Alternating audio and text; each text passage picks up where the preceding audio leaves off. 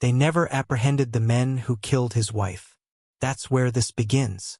Not with a hero, not with a shootout, but with a man who has been left with nothing he ever loved, and who is compelled to wake up every day with the knowledge that evil had already prevailed.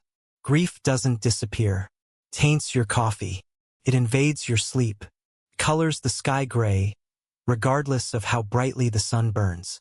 10 years on, Harlan Graves wasn't so much a man anymore, just a specter with calloused hands and a shovel.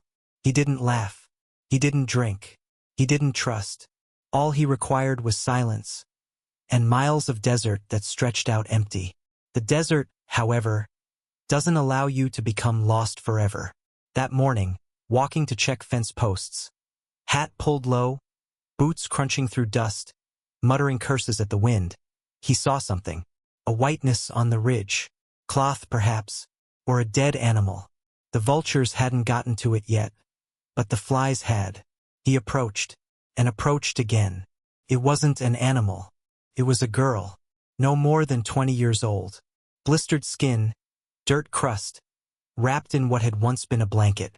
She wasn't breathing. And Harlan, the man who hadn't had contact with another living person in years, knelt down beside her. He stretched out his hand. That's when her eyes opened, and she whispered 4 words that emptied his chest. "Don't touch me there." He stood there, frozen, and then he saw them. The bruises, the distended belly, the blood cracked on her skin like dried paint. She was not only hurt, she was pregnant, and someone had attempted to kill the unborn child within her. The same monsters who had taken his wife. And in that instant, Harlan recalled the feel of caring, the feel of hatred, the feel of kneeling beside the broken and realizing no words could preserve them. Nothing but flame, nothing but action, nothing but justice. Harlan didn't merely locate a girl that day. He located a reason to put bullets into his gun again.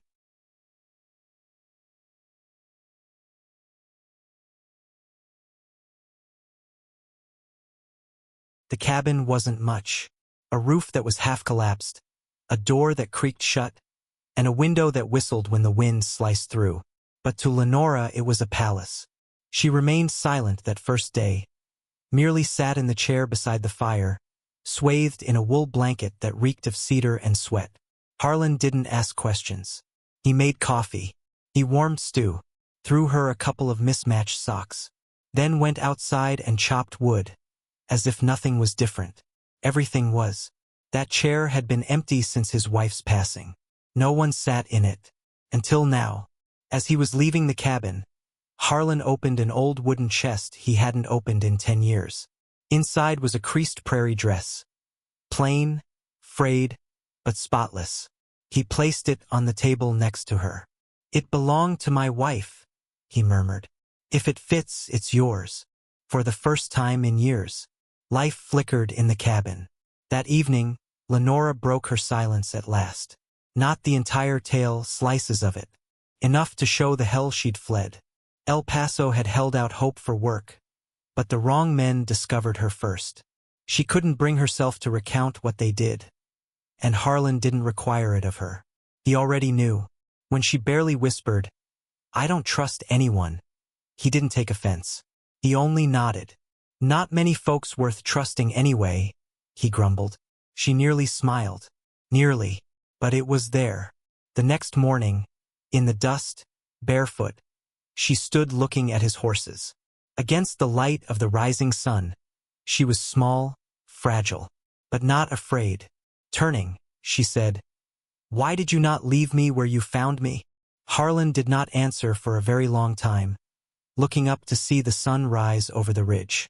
Then he said, "I've left enough behind. I ain't doing it again." Lenora didn't sob, but something within her changed.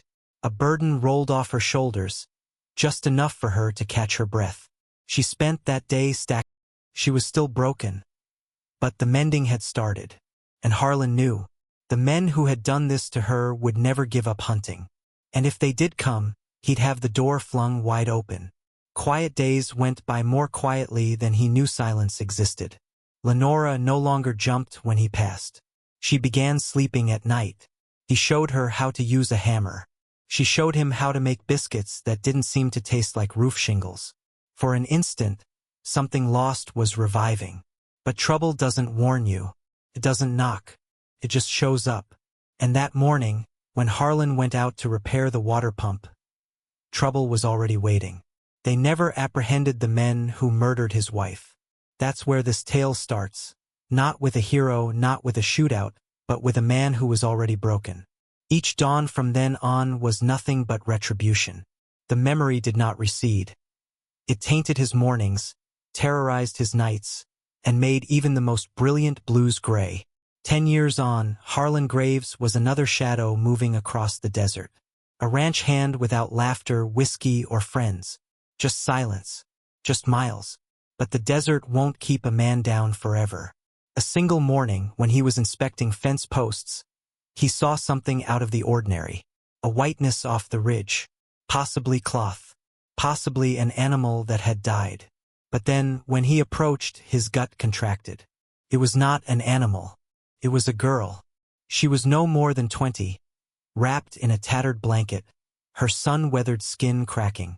She wasn't moving until he touched her shoulder. That's when her eyes opened and 4 words hit him like a bullet. "Don't touch me there." Harlan stood stock-still, and then he saw the bruises, the distended belly, the caked blood. She wasn't hurt. She was pregnant, and someone had attempted to murder them both.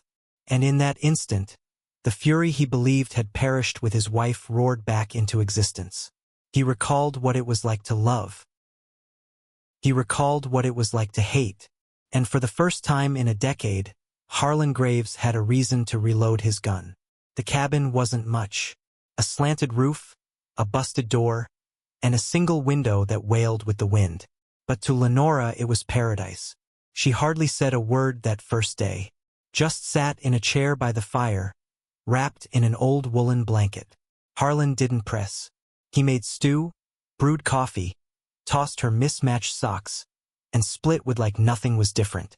But everything was. Because that chair? No one sat in it since his wife passed away. When he finally opened an old chest against the wall, the one he hadn't touched for 10 years, he took out a plain prairie dress. "It was hers," he said. "If it fits, it's yours now." That evening, Lenora whispered fragmented bits of her history. El Paso. The bad guys. Promises that became shackles. She didn't have to complete the sentences. He already knew the type of men who'd done this. And when she told him she didn't trust anyone, he didn't disagree. He nodded and said, "Ain't many worth trusting anyway." She smiled just a little for the first time. The following morning, she pressed the question that had been seething within her. "Why didn't you leave me out there?" Harlan gazed off at the sunrise for a long time before speaking. "Because I've left enough people behind. I ain't doing it again." She didn't weep, but something deep within her changed. That day she piled wood, consumed a whole bowl of stew, and slept for 6 hours without screaming. Gradually, the fragments of her were patching themselves together again. And Harlan knew the reality. The men who had inflicted all this on her weren't done. They'd arrive. And when they arrived, he'd be prepared. Days went by in a tentative peace. Lenora no longer winced when he passed. She slept through the night. He learned to teach her how to swing a hammer. She learned to teach him how to make biscuits that didn't have the flavor of gravel.